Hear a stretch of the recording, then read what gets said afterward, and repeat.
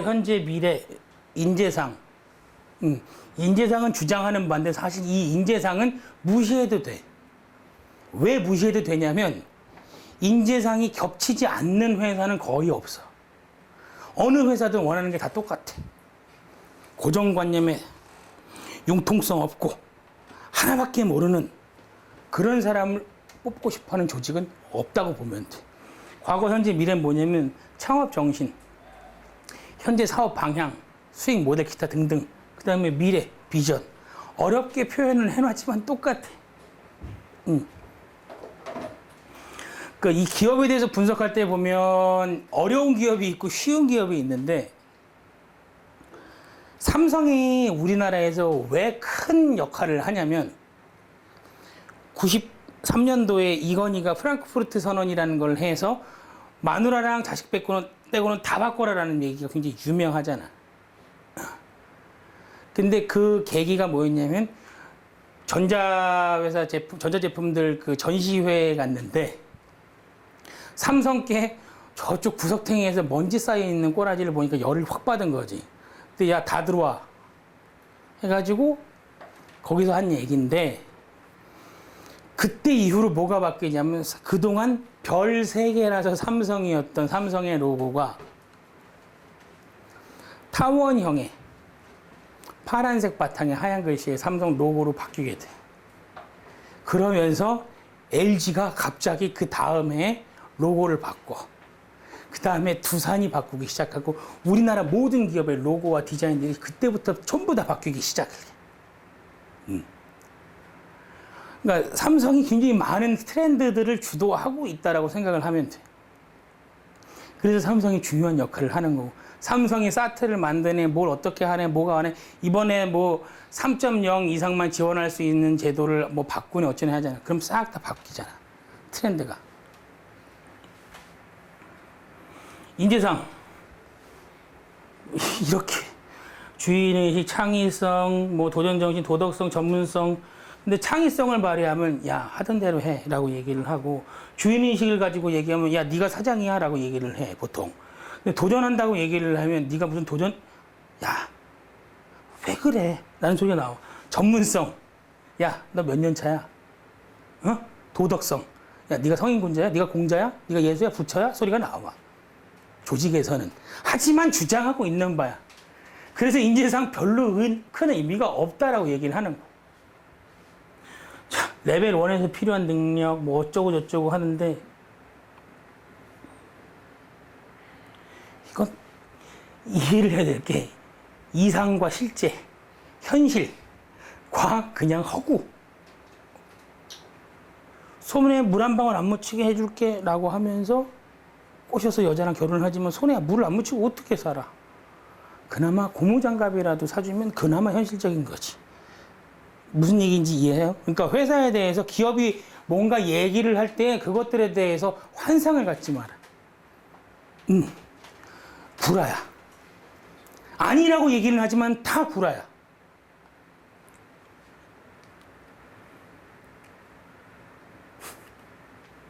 인재상 보면 쫙 분야별로 쫙 이거 다 줄이면 이거야. 인의예지. 유교적인 사상이 있기 때문에 유교를 바탕으로 사람 둘이 모였잖아. 조화롭게 헌신해서 최선을 다해서 끊임없이 연구해가면서 이렇게 모든 회사에서 이걸 원한단 말이야. 기업이 원하는 인쇄자상을 그냥 쭉 나열하면 창의력을 바탕으로 열정을 갖고 도전하며 회사를 사랑하며 자기 일을 즐기고 조직원 간의 융화를 위해 기꺼이 희생하며 자기 발전을 위해 매 순간 노력하고 고객이 원하는 것이 무엇일까 항상 고민하고 자신이 속한 기업이 인류가 될 수 있도록 본분을 잊지 않는 패기와 신념이 있고 신화 창조를 위한 준비가 된 젊은이. 미쳤다고 얘가 회사를 들어가? 그래서 기업에서도 알고 있는 게 월스트를 걸러내는 거지 베스트를 찾는 게 아니라. 본인이 이 중에 하나, 둘, 셋, 넷, 다, 일곱, 여덟 개 중에 몇 개 정도 되는 것 같아. 하나가 되면 하나가 안 되고, 하나가 부족하면 하나가 좀 낫고, 어쩔 수가 없어. 자, 남녀 간의 문제로 다시 넘어가자고. 그러면 보통 만남의 이유가 이별의 이유가 돼요. 예뻐서 만나면 얼굴값을 해요. 돈 많아서 만났더니 딴짓을 해. 혹은 돈을 많이 벌기 위해서 시간을 쓰느라 날 만나주지를 않아. 착해서 만났더니 재미가 없고 도도한 매력으로 만났더니 싸가지가 없어. 본인들 지금 만나고 있는 사람들이 뭐 처음부터 쭉 한 사람만 있는 건 아닐 거 아니야. 그치? 그럼 헤어질 때 왜 헤어졌는지 생각해 보면 다 그 계기가 희한하게 그렇다고. 삼성 연봉 많이 줘서 갔더니 일이 너무 빡세서 그만두는 거지. 왜냐면 급부와 반대급부가 있을 때 그 반대급부를 생각해 보면 원인들이 다 나오게 돼 있단 말이야. 그럼 이 인재상에 대해서 어떻게 접근을 할까라고 생각을 해보면 별거 없어. 기업이 내세우고자 하는 가치들에 대해서 분석을 하는 게 아니라 그냥 이해를 하면 돼. 그리고 이 이해한 걸 바탕으로 나의 키워드를 어떻게 가져다 맞출까, 끼워 맞출까. 레고 블록처럼. 기업에 대해서 이해할 정보들 보면은 뭐 각자 링크들 뭐 산업에 대해서 쭉 이렇게 있는데 나 같은 경우는 그 나트 있잖아. 증권거래소에서 만든 그 기업 공시해 놓는 그 사이트. 거기 들어가서 아무리 봐도 모르겠어. 경제학도는 알 거 아니야. 그거 보면 대충 뭐 재무제표를 이해할 수도 있을 거고. 이해할 수 있다고 해. 근데 이렇게 해서 백날 분석을 하잖아? 그러면 회사 잘 갈 것 같지? 절대 안 그래. 우리 예전에 소개팅 하거나 하면 나 같은 경우는 어땠냐면 제일 먼저 뭘 할 것 같아? 싸이월드를 들어가지. 어떤 걸 좋아할지 취향을 싹 다 봐요. 그거에 대해서 다 안다고 해서 걔랑 나랑 잘 될까? 전혀 그렇지가 않아. 여기서 중요한 건 아까 얘기했듯이 기업에서 바라보는 나에 대해서 알고 있어야 된다고 얘기했잖아. 그러면 나의 관점으로 회사에 대해서 표현을 해줘야 돼. 자, 그 대충 남들도 다 알 수 있는 정보겠지. 이거는 나한테만 공개된 게 아니잖아. 한 가지 더, 한 단계 더, 익명으로 회사 내부에 있는 정보들을 공유하는 사이트가 있대. 한번 가서 봐. 오케이, 이것도 좋다 이거야. 더 중요한 거, 커피 또는 담배. 담배 피우는 사람이 유리한 경우가 뭐냐면 보통 이제 삼성 같은 데 가면 1층에 애들이 삼성이 목걸이, 이제 개목걸이 이렇게 하고 나와서 전부 막 담배 피우고 커피 마시고 이러고 있다고. 그러면 어디든 그런 분위기는 다 있어. 어디든. 그러면 가고 인사하고 제가 이 회사 어떤 부서에 지원하려고 하는데 이런저런 궁금한 게 있어서 왔다 그러면서 이제 담배도 한 대 피우거나 아니면 커피라도 한 잔 하고 하잖아. 그럼 보통 첫 마디 어떤 얘기가 나오냐면 우리 회사 왜 들어오려고 해요? 라고 얘기를 해. 감히 니 따위가 우리 회사를 이라고 얘기하는 사람 아무도 없다고. 그게 어떤 의미냐면 그 순간 누군가의 원업이잖아. 나는 확 나도 모르게 내 스스로의 가치가 높아가는 걸 느끼지만 대놓고 표현할 수가 없어. 그러니까 일단 딱 우리 회사 안 좋아요. 그러면서 뭐야 얘기 좀 해주고 그래. 야, 애들인데 얘기해주고 그래라. 그러면서 원래 혼자 나와서 피우는 사람 말고는 보다는 여럿이 같이 나와 있는 사람이 있다. 그럼 그 사람들한테 이렇게 저렇게 해서 아니면 내 명함을 만들어서 줄 수도 있겠고 그렇게 해서 관계를 하나 터 놓으면 아니면 내 선배나 주변 사람들의 지인을 통해서 그 내부의 정보를 컨택할 수 있는 사람을 하나 알아 놓으면 그 정보를 충분히 활용할 수가 있다고. 그렇게 해야 내가 뭔가를 좀 남들과 다른 정보를 알아낼 수가 있고 거기에 나만의 해석을 더하는 건데 기업을 분석할 때 제일 중요한 거 아까 얘기한 것들도 그렇겠지만 기업 그 사이트에 있는 보도자료들 있지. 기사로 나오는 거 말고 보도자료로 된 게 엄청나게 중요해. 왜냐하면 기사는 기자가 편집을 해서 내보내지만 보도자료는 회사의 입장만을 가지고 그대로 내놓기 때문에 그래. 그러니까 그것들에 대해서 보면 이런 게 있구나. 이런 걸 좀 드러내려고 하는구나가 느껴진다고. 그럼 여기서 기업의 현황, 기업 현황 보면 매출 어쩌고 저쩌고에 대해서 간단하게 써놓고 유관 기사, 뭐 신제품을 이렇게 했다든가 인수합병을 뭐 어떻게 했다든가 하면 이슈들이 있다고. 그럼 이슈들에 대해서 쭉 정리를 해놓고 그러면 똑같이 보면 삼성이다. 그러면 삼성 디스플레이와 삼성전자에서도 휴대폰 사업부가 또 다르단 말이지. 그럼 디스플레이랑 놓고 보면 LG랑 또 경쟁하고 뭐 어디는 뭐 소니 뭐 경쟁하고 하는 이런 부분들에 대해서 분명하게 나도 알고서 접근을 해야 가능한 거지.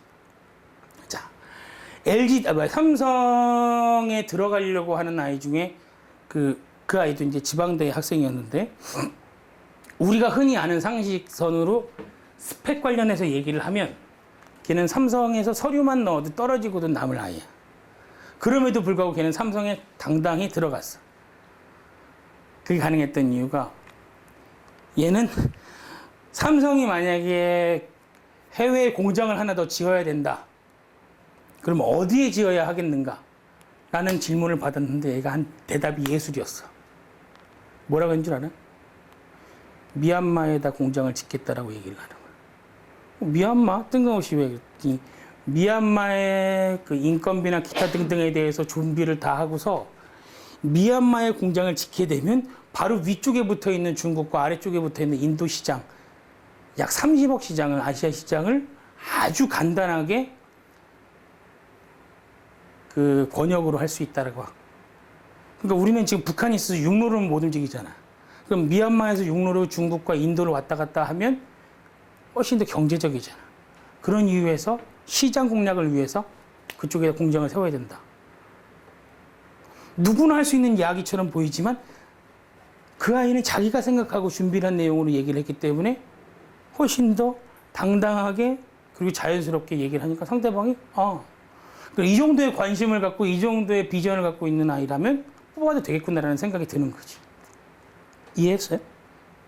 이해했어요? 무슨 말인지 알겠지? 근데 직업병이. 소개팅 나가서도 그래. 얘기한 다음에 무슨 말인지 알겠죠? 너무 싫어하지, 보통.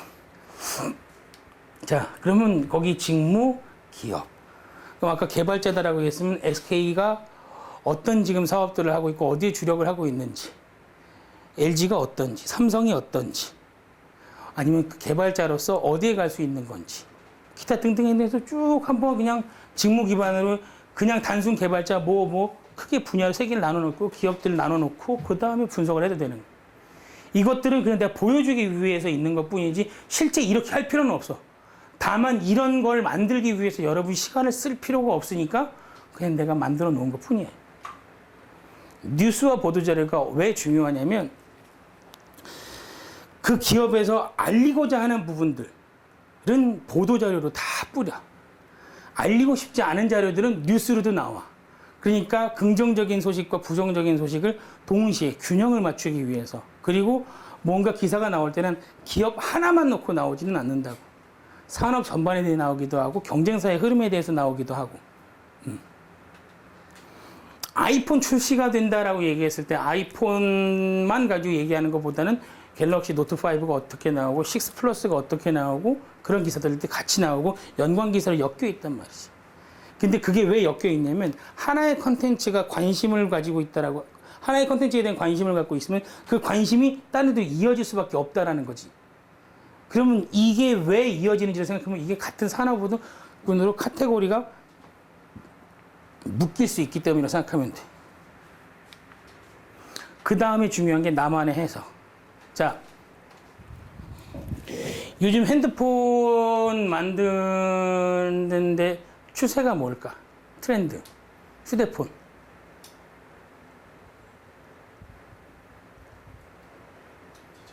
디자인 어떤? 디자인은 항상 이슈였고 카메라 화질 일체형. 내구성을 위해서 일체형으로 좀 많이 만드는, 지금 보면 배터리를 교체형으로 안 만들고 삼성에서는 여지껏 계속 교체형으로 만들다 갤럭시 알파부터인가 한 번씩 일체형으로 만들기도 했었잖아. 그런 트렌드들. TV 보면 어때? 베젤 크기 줄여서 어떻게든지 얇게. 화면이 커졌을 때 우리 시선이 한 화면을 다 담지 못하니까 어떻게? 곡면으로. 자동차 관련해서는 하이브리드, 다운사이징. 전부 트렌드들이 있잖아. 그럼 그 트렌드와 관련해서. 예전에는 자동차 한 대를 만드는 데 필요한 부품 몇 개? 2만 개 정도.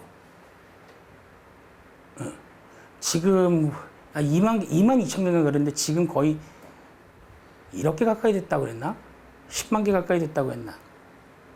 그런데 문제는 거기서 소프트웨어가 자동차 만드는데 차값이 3천만 원이면 여기서 차지하는 비용이 하드웨어 비용이 50 몇 %. 거의 반반인 거야. 자동차의 소프트웨어? 어? 근데 그게 아니라 지금도 이제 내가 지금 호구를 타는데 이 차만 해도 한 달 동안 리포트가 쭉 나와. 내가 최장 몇 킬로미터를 왔다 갔다를 했고 총 몇 번을 시동을 걸었다 껐고 그 시동 껐다 켤 때마다 몇 킬로미터를 이런 것들이 있잖아. 이런 데이터들이 쭉 나와. 그러면서 우리 흔히 말하는 빅데이터라는 말 많이 들어봤지. 요즘은 어떤 산업이든 간에 빅데이터의 중요성이 엄청나게 커져. 근데 빅데이터는 어떤 의미에서 가치가 있을까요? 에? 그치. 예측. 예측하기 위해서 데이터를 수집을 하는 건데 과연 그 예측이 다 맞을까? 그렇지 않음에도 불구하고 그게 왜 가치가 있을까? 에? 확률도 확률이지만 대비, 방향성.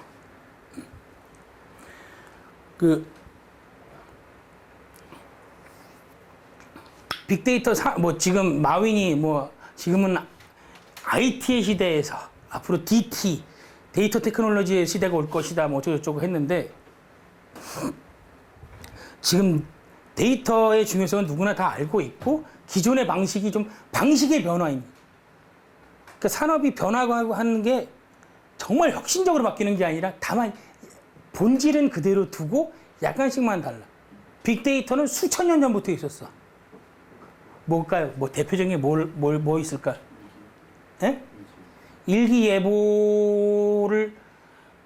그거에 기본해서 농사직설 같은 책들도 만들기는 했겠지만 더 먼저 주역, 명리학, 사주 팔자라고 하잖아. 그럼 사주가 연, 월, 일, 시 4개의 기둥을 바탕으로 이걸 풀어서 글자가 4글자, 2글자씩 나와. 그래서 사주 팔자야. 이 8자를 바탕으로 풀이를 하는 건데 그러면 이거는 예를 들어서 나 같은 경우 79년이면 김인년 10월 이렇게 나오는데 그럼 김인년 10월 그때 그 시각에 태어난 사람이 나 혼자는 아닐 거 아니야. 그럼에도 불구하고 그걸 바탕으로 쭉 하는 데이터가 어느 정도 맞는 거니까. 그러면 삼성에서 뭘 발표했어요? LG에서 뭘 해요? 현대에서 뭘 해요? 특히 이번에 롯데, 난 얼마 전에 롯데가 너무 재밌는 거야. 그 신격호 회장이랑 신동빈, 신동주 이 3부자와 함께 이거 보는데 예전에 드라마 중에 황금의 제국이라고 있었어. 그 고수 나오고 손현주 나오고 했던 드라마인데 그런 것처럼 너무 재밌는데 보면 주식 가치 왔다 갔다 하는 거랑 지분을 보유하고 있는 거랑 누가 회장이나 그 대표자가 되느냐에 따라서 달라지는 기업의 성향들이 있다고. 현대백화점이라든지 신세계든지 이마트든지 이 리테일사도 그렇고 아니면 제조를 하는 현대자동차도 그렇고 현대자동차가 빠른 속도로 성장할 수 있는 배경이기도 하고 빠른 속도로 성장을 하면서 욕을 많이 먹는 배경이기도 하는 게 정점에 있는 MK 때문에 그래. 그 양반이 한양공대를 나와서 현재 활동을 하고 있는 자동차 관련 기술자들보다 신식 기술은 모를지언정 자동차에 대한 지식이 너무나도 많은 거야. 자동차를 개발하는 과정에서 생긴 트러블이나 문제들도 그 사람이 대체적으로 해결했던 것들이 너무나도 많아. 그러면 아무리 많은 걸 알아도 옛날식의 사고방식을 갖고 있을 수도 있는 거고 이해도가 떨어질 수가 있는 부분이 있는데 그 사람이 정권을 가지고 휘두르기 시작하니까 회사 분위기가 어떻게 되겠어? 수직적으로 쫙쫙쫙쫙쫙 수평적인 커뮤니케이션이 잘 어렵겠지. 그럼 수평적인 커뮤니케이션이 어려운 조직에 가고 서류를 작성하거나 면접을 보는데 저는 굉장히 창의적인 인재입니다라고 얘기하면서 혼자 막 튀어. 그러면 될까? 아니지. 삼성 같은 경우는 그래도 좀 삼성은 끼어있지 않습니까? 전혀. 노조가 없어 유일하게. 잘 어울려서 튀지 않고 잘 정돈된 부품으로 악이 맞아서 탁탁탁탁탁. 기업을 분석할 때 제일 중요한 건 나한테 어떻게 맞느냐가 더 중요해. 이 기업만 보고 구체적 뭐 수치 뭐 이런 것들에 대해서 너무 집착하려고 하지만 왜 그런지는 이제 서류를 작성하는 단계부터 알게 될 거야. 내가 기업 분석에 대해서 왜 다른 분야보다 짧게 얘기하냐면 기업 분석은 나보다 아까 말한 사이트들이나 기타 등등이 훨씬 더 잘 해놨어. 내가 분석하는 법을 가르쳐 주는 건 그냥 읽고서 너무 이 기업이 어떻게 가려고 한다라는 거에 대해서 스트레스 받을 필요가 없다라는 거야. 어차피 정보가 다 공개되어 있기 때문에 거기에 대해서 내가 그걸 볼 수 있는 능력만 있으면 돼. 봐도 모르는 게 의미가 문제인 거지. 보면 다 이해할 수 있단 말이야. 매출이 얼마인지, 얼마큼 성장했는지, 조직 규모가 얼마나 되는지, 어떤 산업에서는 뭘 하고 있고 어떻게 주력하고 있는지.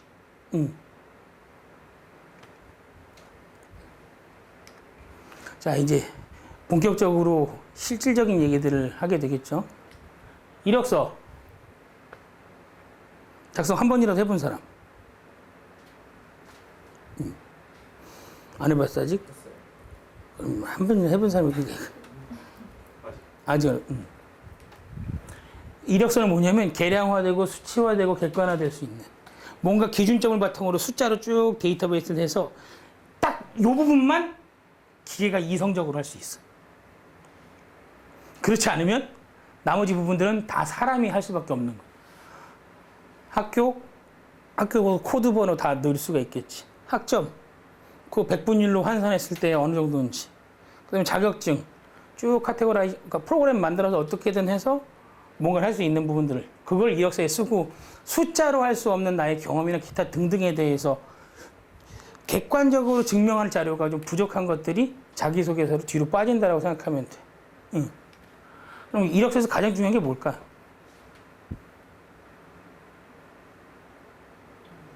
네? 이력서에서 제일 중요한 게 사진. 아까 내가 이력서 이렇게 보는데 5초도 안 걸린다고 했잖아. 사진이 보통 어떻게 있냐면 여기 있어, 여기.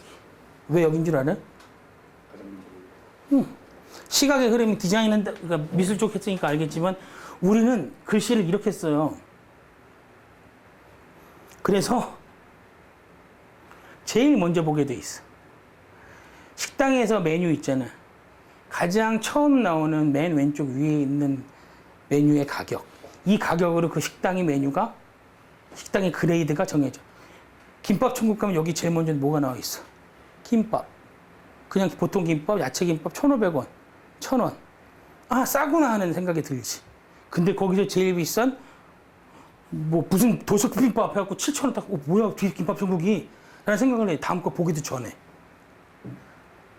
이력서에서는 사진이 제일 중요해. 근데 이 사진이 아까도 얘기했지만 단순히 조각같이 생긴 게 아니라 웃는 상이어야 돼. 그렇다고 해서 막 노홍철 주민등록증처럼 막 그렇게 하는 게 아니라 좀 약간의 미소를 머금고 밝아야 돼. 특히 남자는 이마를 다 까야 돼. 이마가 내가 저 좁은데요. 뭐 눈썹하고 이마가 붙은 것만 아니면 괜찮아. 그리고 귀도 좀 보이는 게 좋고. 웃으라고 했더니 한쪽만 올려. 이게 아니라고. 밝게. 그리고 내가 옷 입은 색깔 혹은 내가 지원하는 분야에 따라 뒤에 배경도 좀 달라야 되고. 내가 얼굴이 까만 편인데 뒷배경을 하얗게 날려버리면 더 까매 보이겠지. 그럼 뒤쪽은 약간 어두운 색으로 찍는 게 더 낫겠고. 남자들 정장 타이. 빨간색 함부로 하면 안 돼. 빨간색은 주목이란 말이야. 그래서 그 직장인들한테 무슨 얘기를 하냐면 매일 1번으로 출근할 자신 없으면 빨간 타이 하지 말라고 그런 경우도 많아. 왜냐면 빨간색은 저 멀리서도 보여. 위험하는데 빨간색, 하얀색으로 해놓은 거 본 적 별로 없잖아. 대부분 위험, 정지 이런 것들은 빨간색이라고. 그리고 스트라이프, 뭐 체크 이런 것들. 그리고 가끔 이력서 사진 찍을 때 블루 셔츠 입는 친구들이 있는데 자기가 정말 패셔니스타라 난 블루 셔츠를 정말 멋스럽게 소화할 수 있어. 이게 아니면 굳이 그럴 필요 없이 하얀색. 깨끗하게. 그러니까 무난한 게 제일 좋아요. 신입이니까 아직은. 근데 그걸 좀 깨는 골 때리는 회사가 어디냐면 이제 한화. 한화에서도 저기 갤러리아 백화점. 그 백화점 쪽에 일하는 애들은 조금 패션에 신경 써. 특히 본사에 있는 사람들이랑 또 그 매장에 나와 있는 본사 직원이랑 좀 달라. 그 후배가 지금 저기 그 한화 그 갤러리아 백화점 인사팀에 있는데 걔는 옷 입는 거 보면 야 니들은 뭐 이러고 다니냐 했더니 형 나는 우리 팀에서 제일 점잖은 거야. 근데 본인도 그냥 그렇게까지 하고 싶지 않은데 그러고 다녀야 되는데 안 그러면 그냥 평범한 옷을 입으면 너무 튄데 아무것도 아닌 청바지에 흰 티인데 교복만 쫙 다 입고 있는 데서 입고 있으면 튀잖아. 또 그런 거지 뭐. 표정이 제일 중요해요. 그 다음에 이 학력사항 쓰는 거 어렵지 않잖아. 딱 있는 그대로 가르쳐 주니까. 이것들. 성명 쓰고 하는 것들, 한자 쓰고 하는 거, 영어 쓰고 하는 것들 있잖아. 그리고 중요한 거, 연락처 쓰라고 할 때 이메일 주소. 굉장히 중요해. 네이버 지원하면서 한메일.net 뭐 이런 거 있잖아. 어?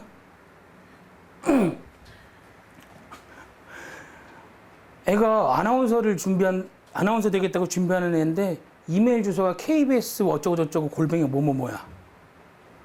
MBC는 안 갈 거냐 내가 그랬지. SBS는. 그때 이메일 주소를 바꿔왔어. KBS, MBC, SBS 골뱅인데 이거. 야 그러면 너 그렇게 되면 KBS만 써야 돼. MBC랑 SBS는 싫어할걸?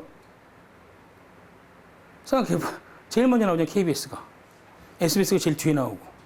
알파벳 순이고 뭐고 간에 그 사람은 그 생각을 할까? 안 한다고. 근데 나 같은 경우는 이메일 주소가 예전에 욕이었어. NIMIC 숫자 8 골뱅이 네이버닷컴 뭐 이런 거였단 말이야. 근데 이게 그냥 볼 땐 모르는데 딱 읽어보면 님이 C 그 다음에 8이니까 욕인 거야. 아버지 친구가 이메일 주소 가르쳐 달라고 하는데 내가 그렇게 문자 보냈다가 상욕 먹고서 바꿔서 지금은 그런 거 안 쓰는데 이 병역 뭐 이건 전혀 어렵지 않지만 여학생들이 병역 관련해서 쓸 말이 있을 건 아니잖아. 그다음에 경력사항이 어려운데 이 경력사항을 쓸 때 사람들이 뒤죽박죽으로 막 써. 생각나는 대로. 근데 그게 아니라 가장 최근 거부터 최근에 어떤 일을 했는지부터 쭉 과거로 내려가야 돼.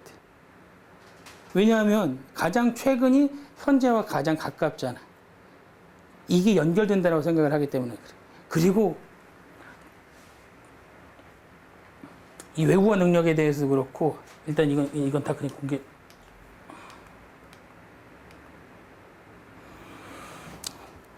이 자기 이력서 쓸 때는 어려울 게 사실은 한 개도 없다고. 이력서 쓸 때 어려울 게 없어. 다만 짜증나고 아이씨 뭐야 하게 만드는 게 희망연봉. 희망연봉. 참 이거 문항 보면서 무슨 생각했는지 아이씨 달래는 대로 다 줘? 줄 것도 아니면서 간 보는 것도 아니고 희망연봉 1억 신입으로 들어가면서 그렇게 써도 될까? 보통 해외에서는 그런 경우들이 있다고 해외에서는 정답이 정해져 있다고 하더라고요. 일한 만큼 받겠습니다. 뭔 일을 어떻게 했는 줄 알고. 그리고 여기서 이제 안 쓴 것들인데 자격증이랑 그런 것들 있잖아요. 관계 없으면 쓰지 마. 한자 2급, MS, 뭐 오피스 뭐 활용 어쩌고 저쩌고. 그래갖고 너 PPT 만든 거 있냐? 엑셀 잘하냐? 그럼 아니 저 그냥 한자 2급이래. 그래? 너 그럼 이거 읽어봐. 그럼 한자를 이렇게 써주잖아? 제가 이거를 잘 몰라. 본인이 갖고 있는 자격증 중에 참 쓸데없을 것 같다는 자격증이 뭘 것 같아? 운전면허증 있는 사람. 오케이. 그럼 운전면허증은 자격증으로서 인정이 될까 안 될까? 의미가 크게 없죠. 그러면 자격증에도 종류가 있잖아요. 국가 공인 자격증 있고 민간 자격증이 있는데 보통 회사 같은 경우는 이제 자격증 검사를 해보면 국가 공인 자격증 다 나와요. 근데 민간 자격증은 잘 안 나오는 경우가 있는데 경우는 쓰지 말아야 돼요. 전공 관련돼 있어가지고. 아니 국가 자격증이라고 해서 꼭 좋은 것만도 아니고 민간 자격증이라고 해서 급이 떨어지는 것도 아니니까 그 부분에 대해서는 융통성을 발휘할 수 있는 부분이 충분히 있다라고 생각을 해요 나는. 그리고 특히 업무와 관련됐다라고 하면. 그래서 경력 사항 같은 경우도 이제 자기가 뭐 예를 들면 아까 그 유튜브 분야에 이렇게 분처럼 아르바이트를 그렇게 한 경우도 있고 아르바이트 인턴을 한 경우도 있고 또 일을 실제로 이제 연봉을 못 받는 경우가 있잖아요. 근데 이 어떤 기업에서는 아르바이트 쓰지 말라고 하기도 하는데 그런 게 명시가 안 되어 있다면 그거를 다 써야 되는 건지. 아까 얘기했지만 객관적으로 근거를 제시할 수 있어. 그러면 이력서로 가면 되고 객관적으로 근거를 제시하기엔 좀 애매해 라고 하면 자기소개서로 가거나 면접 때 활용하기 위해서 준비를 해놓으면 돼.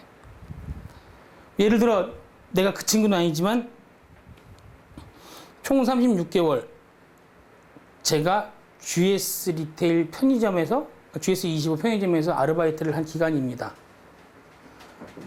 총 12개월 제가 뭐 유통회사 마트에서 일을 한 기간입니다. 총 8개월 제가 캐나다에 워킹홀리데이를 가서 유통 관련 회사에서 영어를 배우면서 일했던 기간입니다. 그럼 얼마야? 토탈이 36개월하고 8개월 했나? 어쨌든 36 더하기 88하면 16이니까 52개월인가? 총 52개월 동안 유통 관련된 일을 하면서 정보를 수집하고 어떤 것들이 필요할지 준비했습니다. 그렇게 얘기를 하면 기특하잖아. 그래서 본인이 그 일 하면서 어떤 일이 있었어요? 라고 묻는다라고 하면 그 아이는 어떠냐면 날씨에 따라서 계절에 따라서 음료가 나가고 들어오고 하는 거에 대해서 수량을 지가 전부 다 체크를 했어. 그래서 우유, 신선식품 같은 것들에 발주를 넣을 때 날짜를 예측해서, 아니, 날씨를 예측해서 발주를 넣으니까 반품 나가는 게 없는 거야. 그러니까 회수하러 오잖아. 회수할 게 없이 나가는 거야. 전부. 그러면 가게 입장에서는 흔히 말하는 로스를 줄여줬잖아. 그리고 모자라서 못 파는 경우들이 있었는데 대비해서 주문을 해놓으니까 모자람 없이 팔 수가 있었고. 그만큼까지 얘기를 하고 나면 회사 입장에서 어떻게 생각이 들겠어. 근데 그 부분에 대해서 이력서에 쓸 수 있어? 못 쓰잖아. 그럼 그건 아껴둬야지, 히든카드로. 기간을 쓸 때 되잖아요. 기간이란 건 객관화된 거잖아요. 기관. 그러니까 근무 기간이니까 예. 그건 객관화된 자료인 거잖아요. 제가 말씀하신 대로 36개월이 있고 800까지 일했다는 거니까 그걸 앞에다 그게 아르바이트든 뭐든 다 명시를 해야 되는 건지 아니면 실제로 내가 연봉을 받고 혹은 인턴생활 한 것만 써야 되는 건지. 자, 본인이 아르바이트를 하는 게 아니라 예를 들어 대학원의 연구실 소속으로 프로젝트를 뭔가를 개발했던 프로젝트가 있었어. 그럼 그 프로젝트가 해서 성과가 있어. 그럼 그거에 대해서는 충분히 쓸 수 있겠지. 아니, 내가 이런 프로젝트를 해서 이렇게 해서 개발을 했습니다. 근데 그게 누구나 알만한 뭐 그런 것들이야. 그걸 안 써? 써야지, 당연히. 보통 그런 거를 이제 자기소개서에 쓰잖아요. 자기소개서에 쓰는데 공대생들이 제일 많이 하는 실수 중에 하나가 뭐냐 하면 자기 소개를 써야 되는데 나열만 해, 열거. 이런 프로젝트를 이렇게 했습니다. 이거 이렇게 했고 이렇게 했습니다. 그 전문 용어도 엄청나게 써가면서 하는데 원래 그 뒷부분에 나와. 그런 거 절대 하지 말라고. 어차피 얘네들은 인사팀 애들이 보면 이거 뭔지 몰라. 얘네는 개발자가 아니기 때문에 그걸 모르는데 얘네들한테 막 뭔가 얘기를 하면 C 언어라고 얘기하면 C 언어가 뭔데? 자바 커피숍밖에 몰라 나는. 근데 그거에 대해서 막 얘기를 해봐 뭐 어떻게 알아? HTML이 뭔 HTML? 그거 보면 우리는 HTTPS는 알아. 그 다음에 콜론 찍고 슬래시 2개 걷고 그 다음에 따따따 쓰니까 그건 나도 본 적은 있어. HTML 뭔데? 우리가 DCT 하면서 HTML 파일 뭐 하라고 하는데 나 뭔지 아직도 모르겠어. 너무 어려워. 그런 것들. 이력서는 진짜 할 게 없어. 그리고 중요한 거, 이따가 메일 주소를 나한테 다 적어주면 요즘 최근에 했던 삼성부터, 아니, 삼성은 안 떴지. 이제 아니지, 삼성은 안 했나? 하여튼 기업들, 현대, 뭐, SK 쭉 해서 걔네들 이력서, 항목이랑 자기소개서 것들을 다 해서 파일로 보내줄 거예요. 그럼 이력서 쓰는 거에는 그렇게 투자할 것도 없어. 왜냐하면 이력서는 쓸 때 내가 학점을 얼마나 따놨는지, 어학점수를 얼마나 갖춰놨는지, 그게 중요하지. 쓰는 방식이 그렇게 어렵지는 않아. 경력에 쓸 게 많다?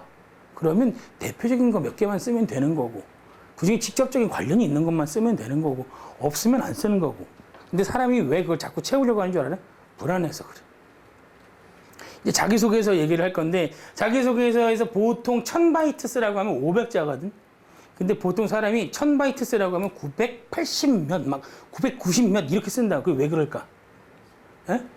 불안해서. 구라들만 쫙 풀어놨는데 성이라도 보여야 될 것 같거든. 어떻게? 그러니까 계속 그렇게 쓰는데 내가 생각할 때는 그 80%에서 90%를 채우는 게 가장 적정하다라고 생각을 해. 아, 읽혀야지 볼 거 아니야. 근데 빽빽하게 써놨어. 그래, 성의는 알겠다고. 잘 생각해봐. 내가 연애를 하는데 상대가 날 그냥 열심히 사랑해. 열심히 카톡하고 열심히 전화하고 열심히 찾아와. 짜증나 안 나? 아우, 하필 비가 오는데 우산이 없어. 그래서 딱 현관 나가고 학교 현관 나가고 어떡하지 도서관 나가고 발 동동 구르는데 저쪽에서 빵 하는데 오빠 차야. 이런 거 하나가 좋은 거지. 아이, 과애들이랑 뭐 해야 되고 이것저것 다 일정했는데 그거 와갖고 그거 기다리고 있대. 보고 싶어서 왔어. 극적. 그럼 맨날 평생 보고 싶어만 하게 되는 거야, 그런 애들은. 이제 좀 있으면 자기소개서 얘기해야 되니까 혹시 뭐 궁금한 거 있어요? 그 기업에 보면 대부분 카트라인이라고 있잖아요. 영어 점수가 학점 올려가지고 근데 학점하고 영어 점 무조건 높으면 좋은 건지 아니면 이제 그 카트라인만 넘으면 괜찮은 건지 그런. 일단 서류를 패스하고 나면 큰 의미는 없죠. 그러니까 이력서 커트라인 당연히 높으면 높을수록 좋지. 근데 4.5 만점에 4.5야. 너무 인간미가 떨어지지. 그건 나 같은 애들 생각이지만 기업 입장에서는 4.5 만점에 4.5인데 그런데 애가 막 대외 활동도 엄청나게 했어. 봉사도 다니고 인간적인 면이 막 느껴져. 그럼 뭐야 얘 궁금해가 되는 거지. 실제 내 예전에 그 대학 때 CC 여자애가 4.5 만점에 4.45였어. 그러니까 입학할 때 돈 한 번 내고 한 번도 돈 내고 다닌 적이 없어, 학교에. 내가 그런 애를 만났다는 것 자체가 신기해. 누군지 기억나지?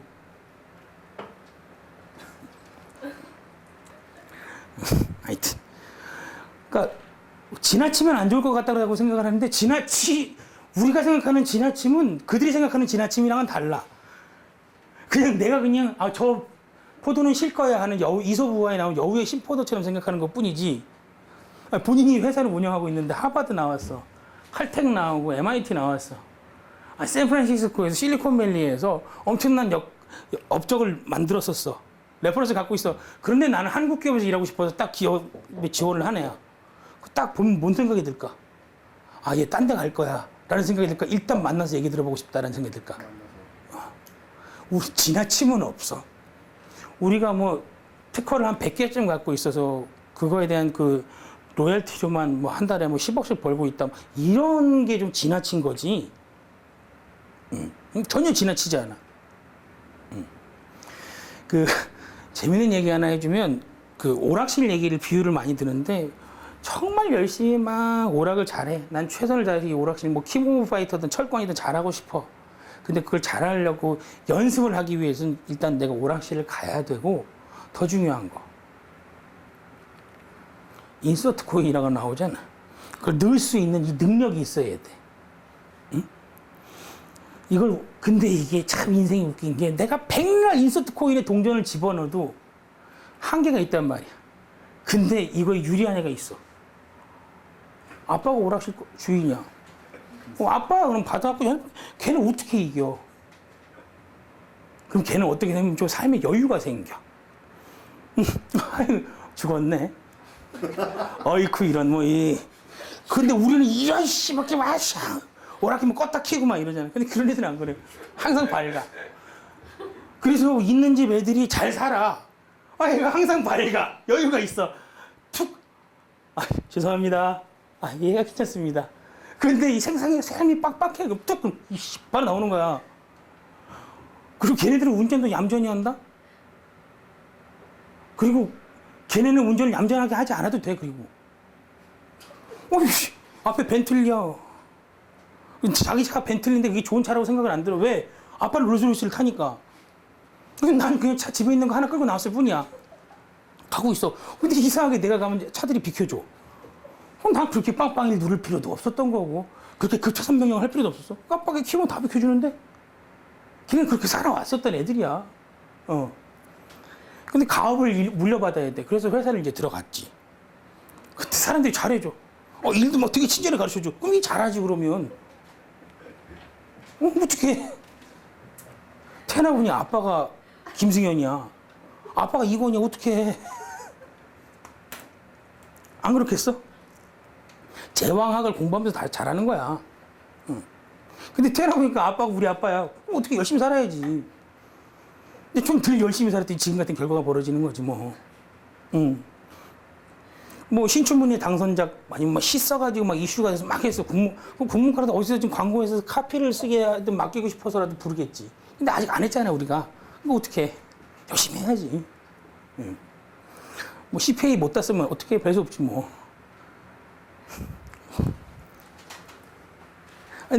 내가 우리 아버지가 한국 야쿠르트 윤석구 회장 뭐 이런 사람이었어 봐. 내가 지금 여기 이러고 있겠어? 자기들이 날 아이고. 지금 이렇게 허리 빼고 앉아있지도 못해. 바짝 얼어가지고. 이번에 야쿠르트 채용 계획은 어떻게 되나요? 다 이러지. IT 쪽 진출할 생각은 없으신가요? 뭐 다. 이게 웃긴 거라니까. 신분 없는 것 같지. 계급은 존재해. 자본주의 사회 내에서도. 민주주의 사회 내에서도 계급은 존재해. 다만 우리가 어느 포지션에 가서 어디까지 보고 어디까지 들여다보고 사느냐. 그 차이지. 전단지 알바 같은 거 해본 적 없지? 있어요. 응? 그러면 전단지 하고 처음에는 되게 내가 손님인 것 같은 느낌일 때는 되게 재료다가 딱 전단지를 꺼내는 순간 탁 바뀐다고. 사람들이.